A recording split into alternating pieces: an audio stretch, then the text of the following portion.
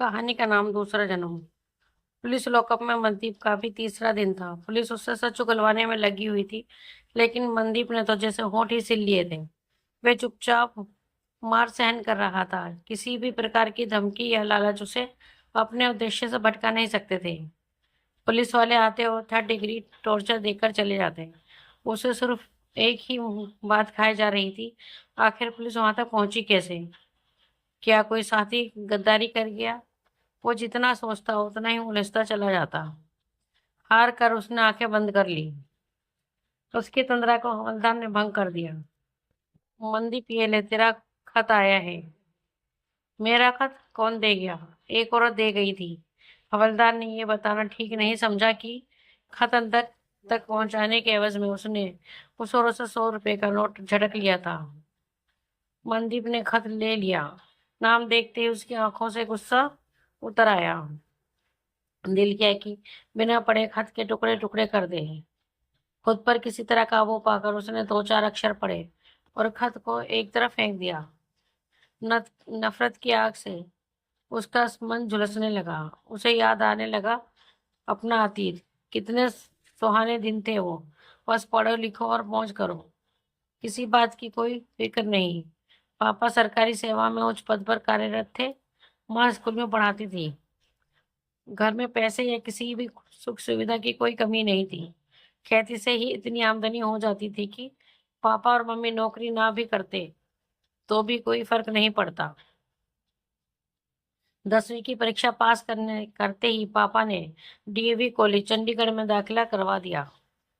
एक तो खुला खर्चा और दूसरी ओर चंडीगढ़ का उन्मुक्त वातावरण। फिर भी उसने बुरी आदतों को पास फटकने नहीं दिया। वे मौज मस्ती करता पर पढ़ाई में हमेशा अव्वल आता।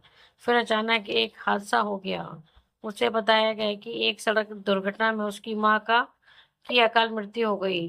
मनदीप पर तो मानो दुखों का पहाड़ टूट पड़ा। 15 दिन रोता बिलखता रहा था वह। फिर पापा के मनाने पर लौट आया था। अब जीवन में ना उमंग बची थी, ना तरंग। वे पढ़ाई में डूबकर अपना ध्यान इस हादसे से हटाना चाहता था, पर माँ को भूलना इतना आसान न था। ठीक 1 महीने बाद पापा ने शादी कर ली थी। यह मनदीप के लिए दूसरा झटका था। इसकी सूचना चाचा ने फोन पर दी। बाकी किसी बात को बताने की उन्होंने जरूरत न समझी। वह छुट्टी लेकर घर आया था। वह पापा से पूछना चाहता था कि आखिर उन्होंने इतनी जल्दी मम्मी को कैसे भुला दिया। क्यों की उन्होंने शादी? ऐसा क्या मजबूरी थी? पर कहाँ पूछ पाया वह ये सब। नई माँ को उससे बात तक करने का समय नहीं था। 2 दिन रहकर लौट आया था, जैसे किसी लाश को घसीट कर लाया हो। माँ की मौत और पिता के बदले व्यवहार ने उसे विद्रोही बना दिया था। उसकी हंसी को जैसे ग्रहण लग गया था। सारे इंसानी रिश्तों पर उसे स्वार्थ की चादर नजर आने लगी थी। तभी एक उड़ती उड़ती खबर उस तक पहुंची थी, जिसने आग में घी का काम किया था। एक दूर का रिश्तेदार बता रहा था कि उसकी माँ की मौत महज एक दुर्घटना नहीं थी, शायद इसमें सौतेली माँ का हाथ था। यह सुनते ही मंजीत गुस्से में पागल हो गया था। जब उसने यही बात फोन पर पापा से की तो उन्होंने उसे डांट दिया था। इससे उसका शक यकीन में बदल गया था। अब वह वही काम करना चाहता था जिससे पापा को तकलीफ पहुंचे। सबसे पहले उसने बाल कटवाकर एक फोटो पापा को भेज दी। कुछ ही दिनों बाद पापा उन्हें हॉस्टल में आकर कई लड़कों के सामने उसे थप्पड़ मारा था। वे कह गए थे कि उसे घर में घुसने नहीं देंगे, पर वे घर जाना ही कब चाहता था। घर से पैसे आ जाते थे और कोई संबंध बचा ही नहीं था। सिगरेट, शराब व जुआ अब उसकी दिनचर्या का हिस्सा बन गए थे। पैसा कम पड़ता तो वह सिनेमा के टिकट ब्रेक में बेचता। हॉस्टल में लड़के उससे खौफ खाने लगे थे। अब पढ़ाई के लिए वक्त कहाँ था। वह फेल हो गया था। टॉप करने वाला मंजीत फेल हो गया था। प्राचार्य ने प्रवेश देने से मना कर दिया। इसी दौरान उसकी मुलाकात कुछ उग्रवादियों से हुई। तब उसकी विद्रोही मन को हवा मिल गई थी, रहने की व्यवस्था हो गई थी, पैसों की कोई चिंता नहीं थी। कुछ ही दिनों में हथियार चलाने की कला में भी पारंगत हो गया था वह दिन मंजीत की जिंदगी का सबसे खतरनाक दिन था, जब वह अपने से एक साथी के साथ सब्जी मार्केट में बम रख गया आया था। उन कांपते हाथों की सिहरन आज भी याद है उसे। अगले दिन सभी अखबारों की सुर्खियों में वो सब्जी मार्केट के दिल दहलाने वाली दृश्य थे। 10 आदमियों की मौत और 30 को घायल करने का सेहरा उसके सिर बंधा था।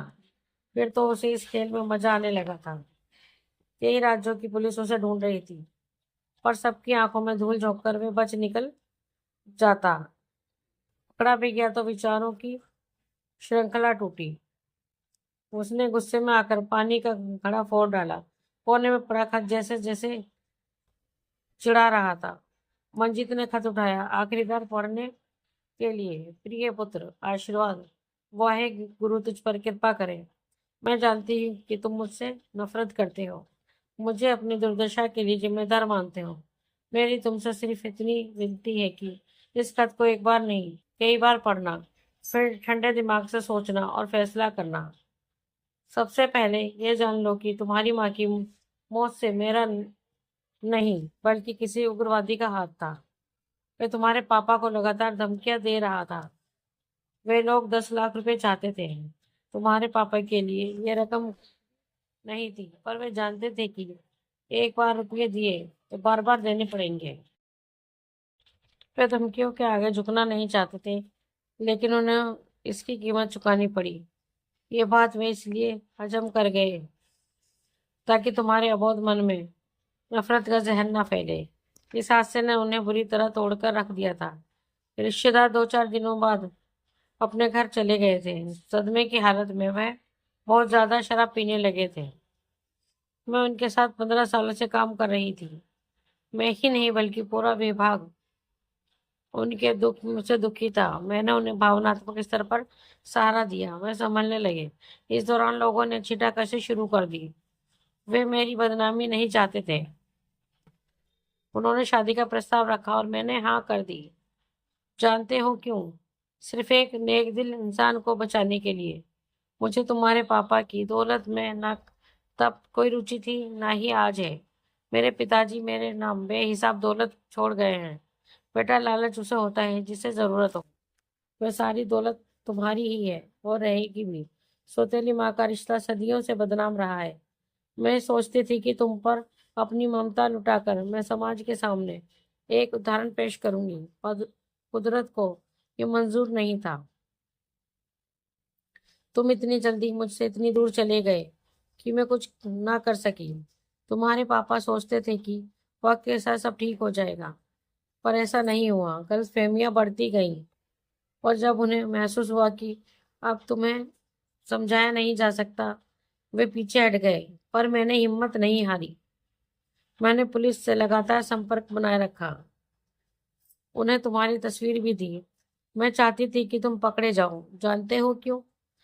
ताकि पुलिस तुम्हें किसी मुठभेड़ में न मार सके। जिस धर्म की दुहाई तुम्हारे आका देते हैं, उसमें कहीं ना यह नहीं लिखा कि निर्दोष लोगों की हत्या करो।